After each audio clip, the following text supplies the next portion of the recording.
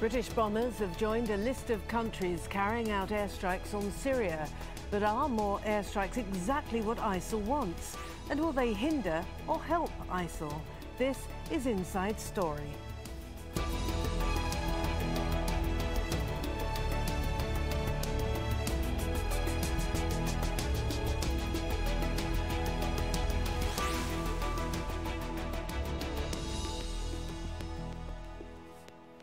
Hello and welcome to the programme. I'm Martine Dennis. Now, it's not often that a vote in the British Parliament gets worldwide attention, but the 10-hour debate and the vote allowing UK airstrikes against ISIL in Syria tell us a lot about how Western policymakers view the conflict there. In often emotive speeches, MPs portrayed the fight against ISIL as a struggle against intolerance and fascism. Prime Minister David Cameron told MPs it was a question of whether the UK should go after the terrorists in their heartlands or sit back and wait for them to attack us. But there was less discussion about how much impact airstrikes have had so far on ISIL or about what comes after the bombing. Well, the UK is one of 65 countries that have joined a coalition against ISIL in Syria and Iraq, although not all are directly involved in military action.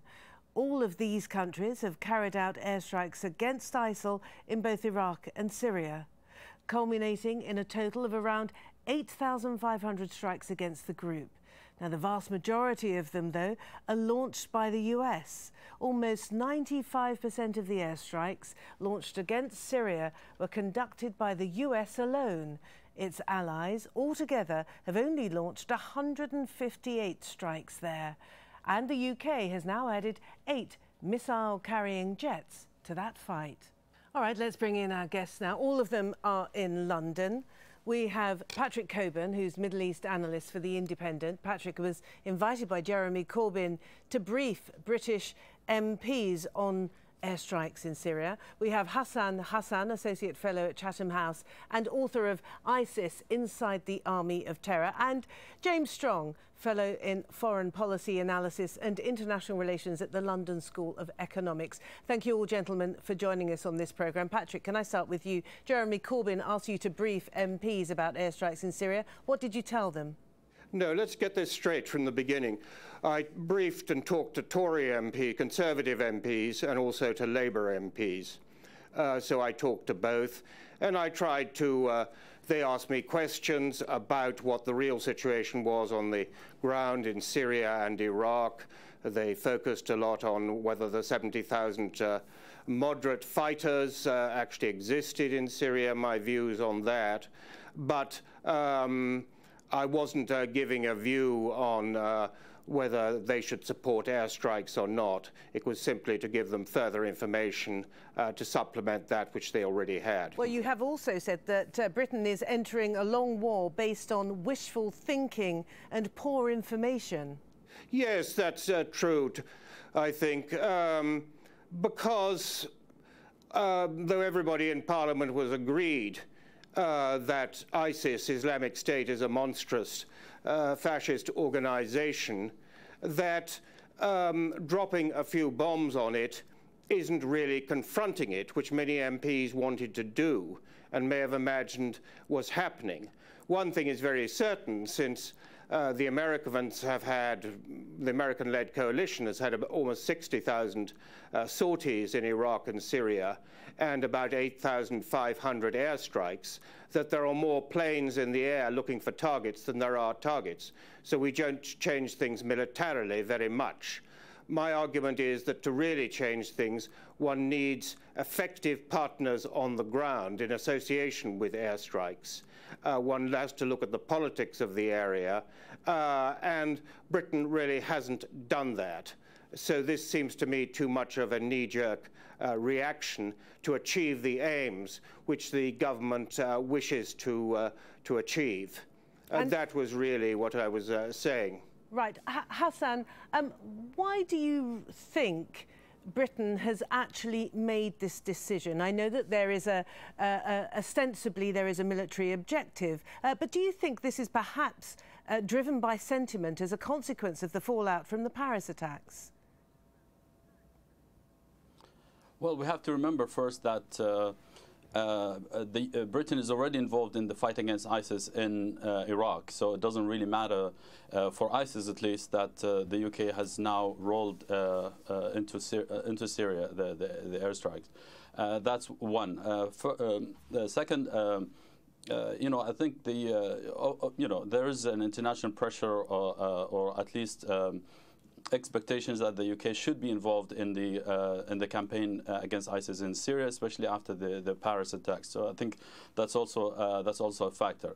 But we have to also remember, I think at this critical moment in the fight against ISIS, more than a year after the airstrike started, you can't fight ISIS in Iraq and leave it in Syria. And I think the fact that the UK was operating inside Iraq and not doing much in Syria was kind of not understood for a while, especially considering the fact that the fight against ISIS in Iraq has been saturated, in the sense that in recent months, and especially probably weeks, we haven't seen much progress on the ground. Shia militias who have done a great job in preventing ISIS from going to Baghdad and expelling ISIS from Diyala.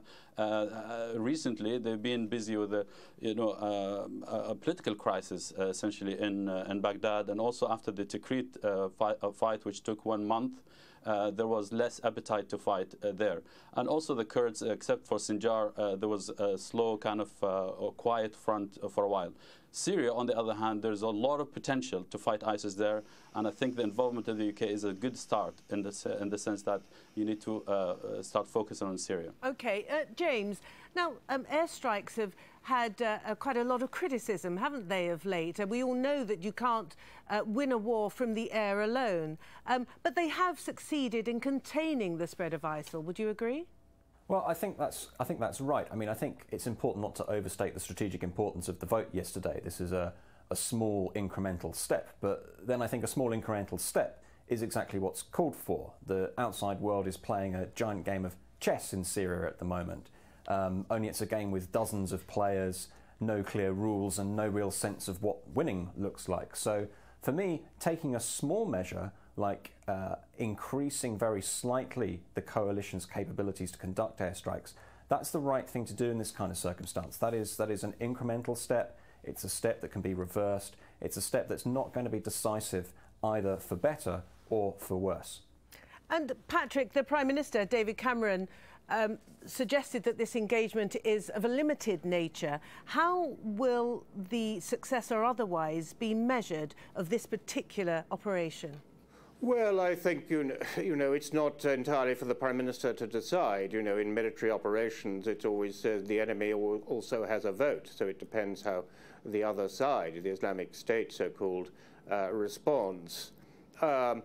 It's a bit unclear what the policy objective is. I mean, in theory, it's to contain and ultimately eliminate IS, Islamic State. But there isn't much sign of this happening.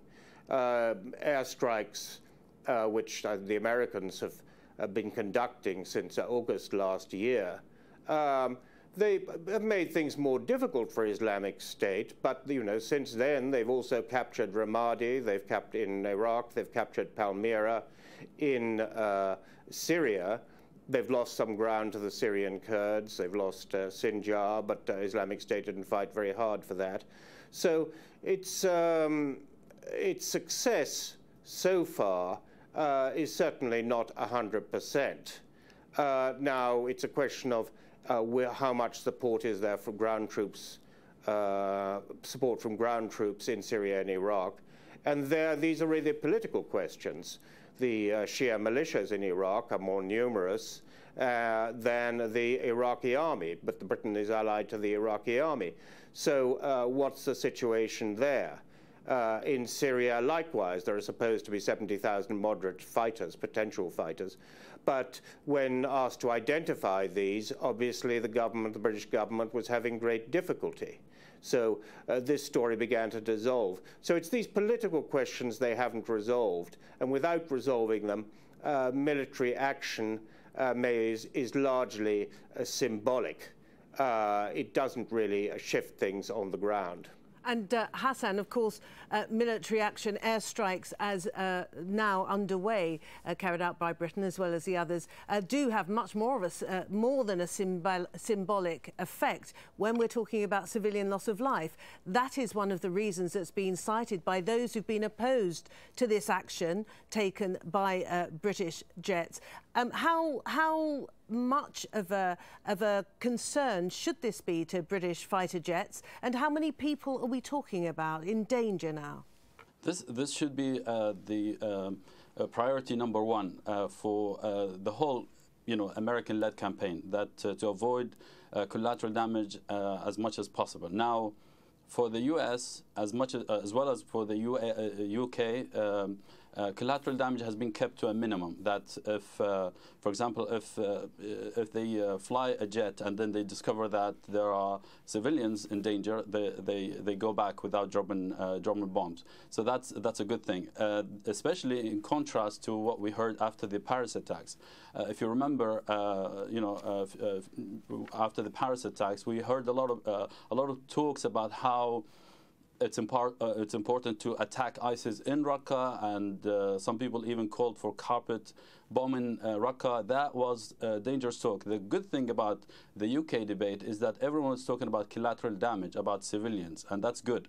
And the UK is known also for trying to avoid collateral damage as much as possible. Okay. So that's a good start, and I hope that will be the priority for the campaign. Now, I think the move for the UK and other countries is to scale back the kind of the rate of the airstrikes rather than increasing the rate of the attacks. That's because there are already unintended consequences on the ground. I come from that area, and I know that I've spoken to people who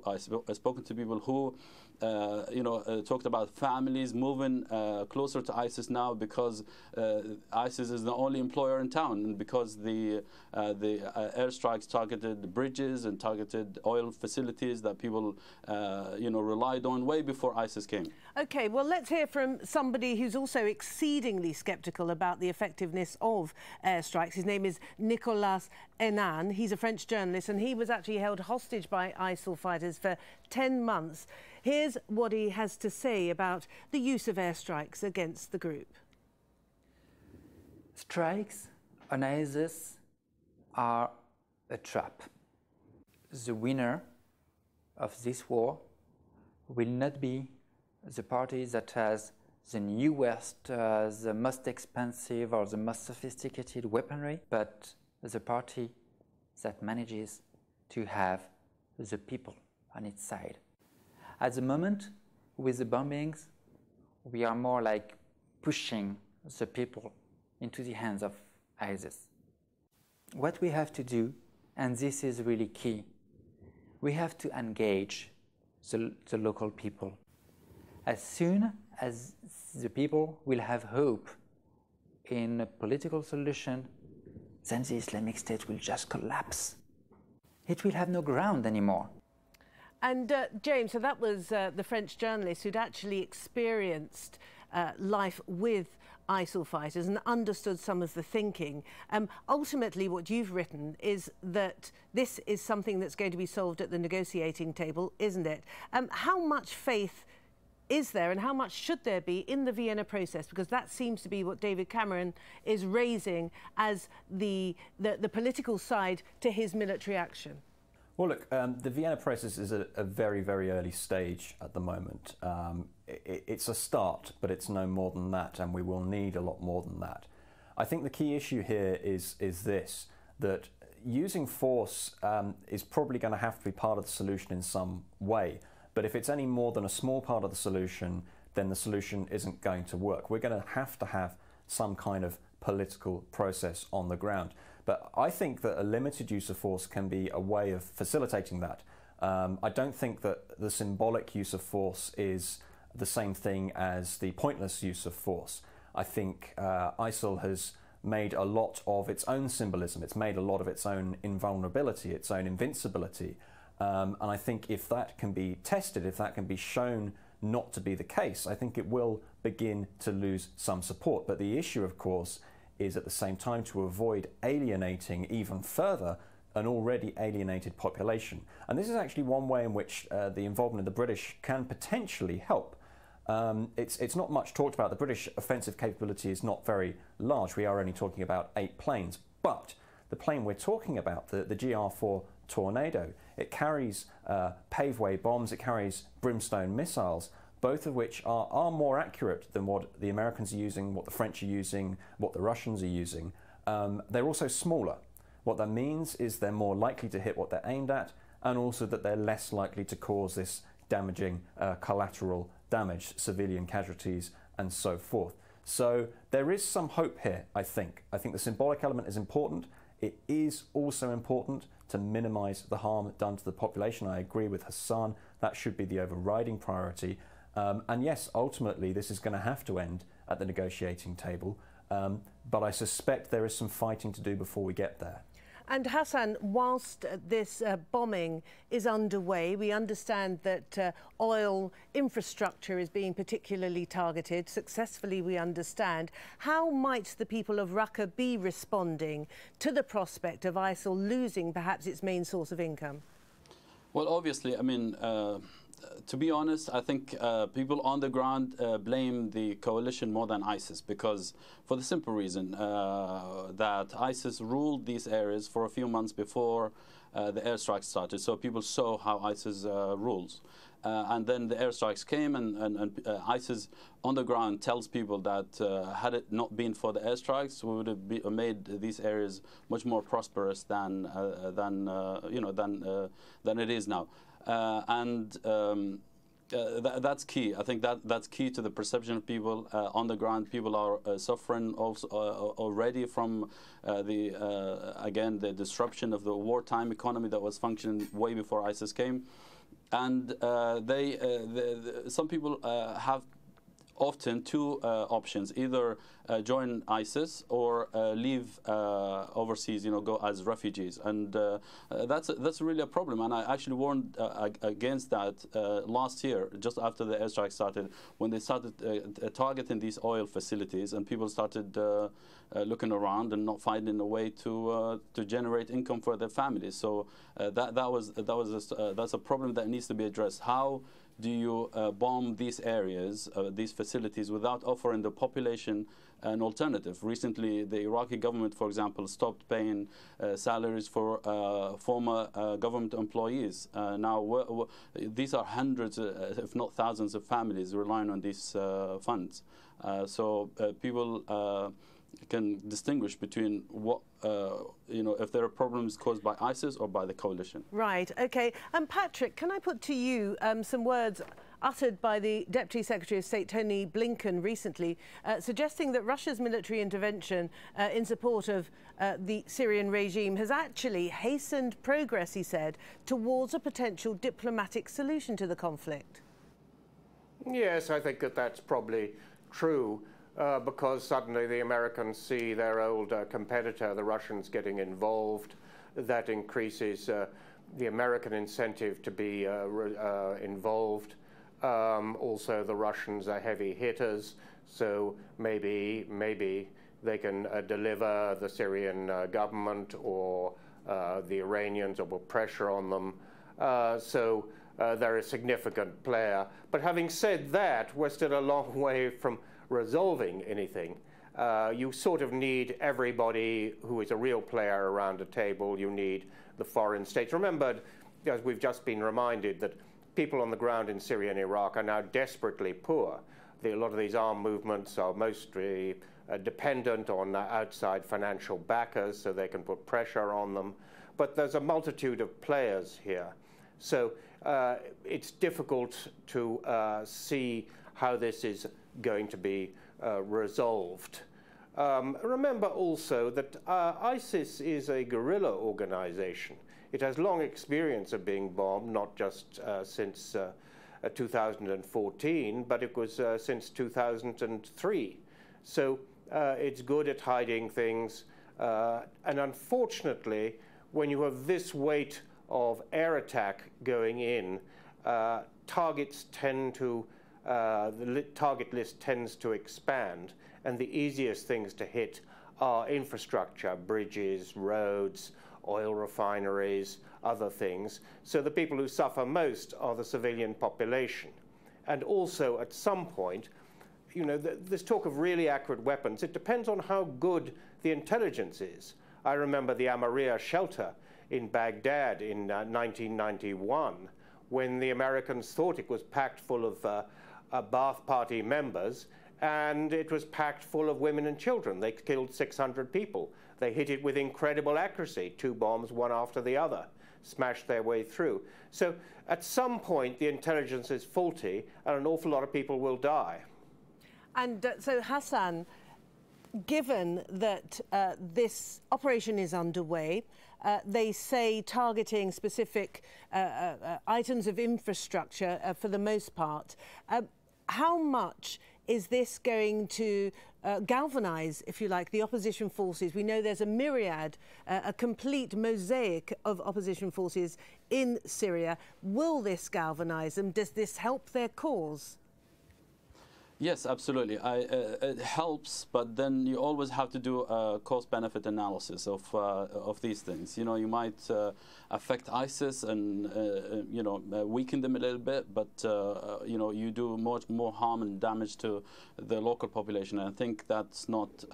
I think the local population, the fact that they are fleeing these areas, or they are being driven towards ISIS, or also not to be willing to actually accept local forces coming from outside to these areas. Also, I think you need to look at the whole bigger picture, but also remember a very important fact, that ISIS has taken most of the areas under its control today without controlling any, like a single oil field. You know, it controlled Mosul, it controlled Fallujah,